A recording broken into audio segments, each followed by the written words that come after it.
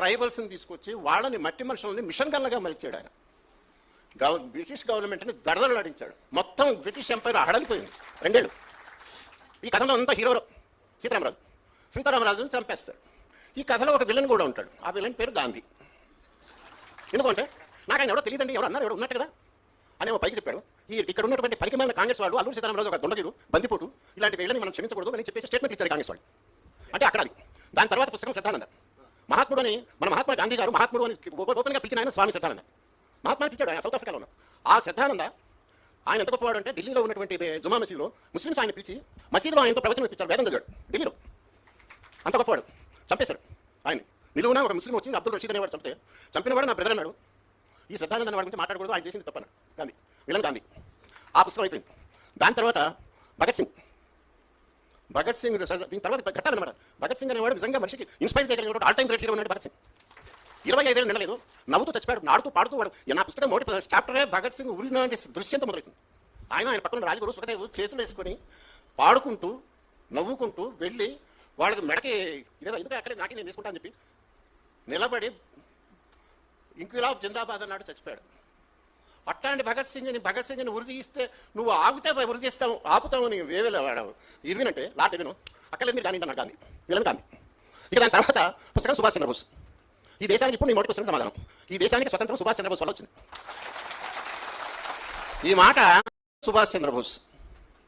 ఈ దేశానికి ఇప్పుడు నీ మొదటి క్వశ్చన్కి సమాధానం. ఈ దేశానికి స్వతంత్రం సుభాష్ చంద్రబోస్ వల్ల వచ్చింది. ఈ మాట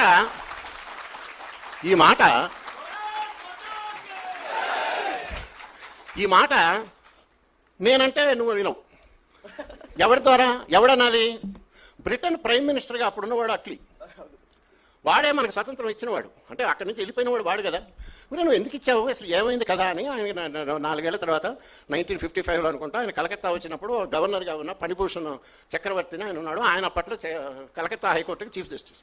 ఈయన పోయి అడిగాడు, అయ్యా మీరు స్వతంత్రం ఎందుకు ఇచ్చారు, ఎందుకు వెళ్ళారని. అంటే చాలా ఉన్నాయి, ముఖ్యంగా ఈ సైన్యంలో తిరుగుబాటు వచ్చింది, ఆజాద్ హిందూ ఫౌజ్ యాక్టివిటీస్ మేము భయపడిపోయాం, ఇక మేము ఉండలేని పరిస్థితి వచ్చింది, అందుకని వెళ్ళిపోవాల్సింది. ప్రధానంగా Subhash Chandrabose active and INA Indian National Army activities వల్ల అన్నాడు.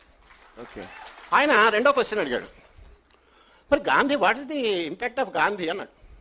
ఈయన బ్రిటిష్ ప్రైమ్ మినిస్టర్ గారు అన్నాడు, ఒక వెటకారంగా నవ్వి మినిమల్ అన్నాడు. ఆయన అన్నాడు ఆన్ రికార్డ్ అనంగా ఆయన అన్నాడు.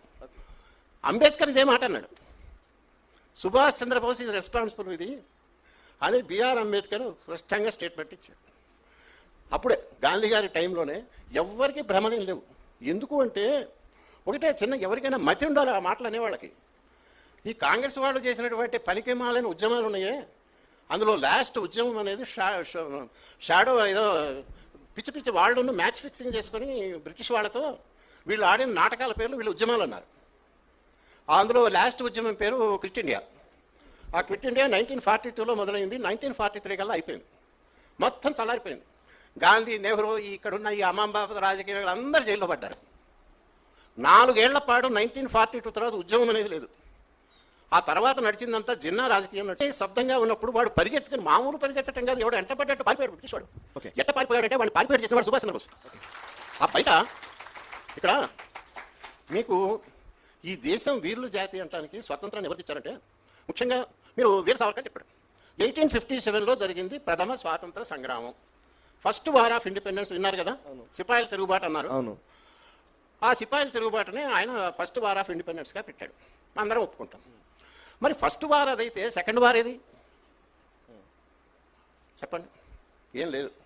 మీకు చరిత్రలో ఎక్కడా చెప్పడు ఎవడు, ఎందుకంటే సావర్కర్ మనపట్లేదు కాబట్టి ఎవడు మాట్లాడాలి. ఈ మాట అందరూ ఆలోచించాల్సిందే. సెకండ్ వార్ కాదు, second war, third war, fourth war కూడా ఉన్నాయి మనకి. ఓకే. ఫస్ట్ వార్ 1857లో జరిగింది, మొత్తం దేశం తిరగబడింది, Hindu British war. Second war కాదు, second war, third war, fourth war కూడా ఉన్నాయి మనకి. ఓకే. ఫస్ట్ వార్ 1857లో జరిగింది, మొత్తం దేశం తిరగబడింది, హిందువులు ముస్లింలు అందరూ కలిసి బ్రిటిష్ వాళ్ళు ఎంటపడ్డారు. 2 ఏళ్ల పాటు జరిగింది. మన హైదరాబాద్లో ఉన్న కోటిలో రెసిడెన్సీ బిల్డింగ్ అన్నారు, అక్కడ అటు ముస్లింస్ హిందువులు కలిసి బ్రిటిష్ మిలిటరీ వస్తే వాళ్ళ ముందు హోరాహోరీగా యుద్ధం జరిగింది, ప్రజలు యుద్ధం చేశారు అక్కడ హైదరాబాద్ 1857. అది 2 ఏళ్ళు జరిగింది, అది ఫస్ట్ వార్.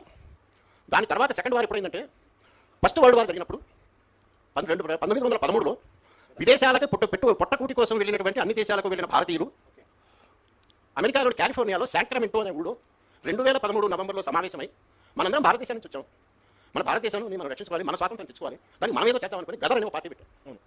గదర్ అనే పేపర్ పెట్టారు. ఆ పేపర్ లక్షల కాపీలు ప్రింట్ చేసి రహస్యంగా తెచ్చి ఇండియాలో ప్రతి చోట చూపిస్తారు. వాళ్ళు ఎంత దూరం వెళ్ళారంటే ఎన్నో దేశాల నుంచి వెళ్ళినటువంటి ప్రవాసంలో ఉన్న వాళ్ళు అందరూ కూడబలుకొని ఒక బ్రహ్మాండమైన మాస్టర్ ప్లాన్ స్వతంత్రం కోసం వేసి ఓడలేసుకుని ఇండియా వచ్చేసారు. ఫస్ట్ వరల్డ్ వార్ టైంలో మొత్తం 8,000 మంది వచ్చారు బ్యాచ్లుగా. వాళ్ళు అక్కడ ఇండియాలో ఉన్న మిలిటరీతో మాట్లాడుకున్నారు. సైనికులందరూ తిరగబట్టడానికి రెడీ అయిపోయారు, ప్రజలు తిరగబడ్డారు, రైతులు తిరగబడ్డారు. ఒక భయంకరమైన విప్లవం వచ్చి మనం స్వతంత్రం తీసేసుకుంటున్నాం, బ్రిటిష్ వాళ్ళు నిలబడుతున్నాం వాళ్ళు అనుకున్నప్పుడు లాస్ట్ మినిట్లో 1916లో అది అయిపోయింది. దానికి రకరకాల కారణాలు ఉన్నాయి. బ్రిటిష్ వాళ్ళు పట్టుకున్నారు. కనపడ్డవాడిని కనపడ్డట్టు చెట్టుకు ఉరి తీశారు. అందరినీ ఉరి తీశారు. 100,000 మందిని చంపేశారు. వాళ్ళు ఆ స్వాతంత్ర వీరులు ఉన్నా కదా, మనకి వాళ్ళు అనుకుంటున్నారు వాళ్ళు మనకి నిజంగా ఆ 1,000 మంది వాళ్ళని ఉరి తీస్తే వాళ్ళు వాళ్ళ దేశాన్ని స్వతంత్రం తెప్పించాలని ఇక్కడున్న ప్రజలు చేయలేక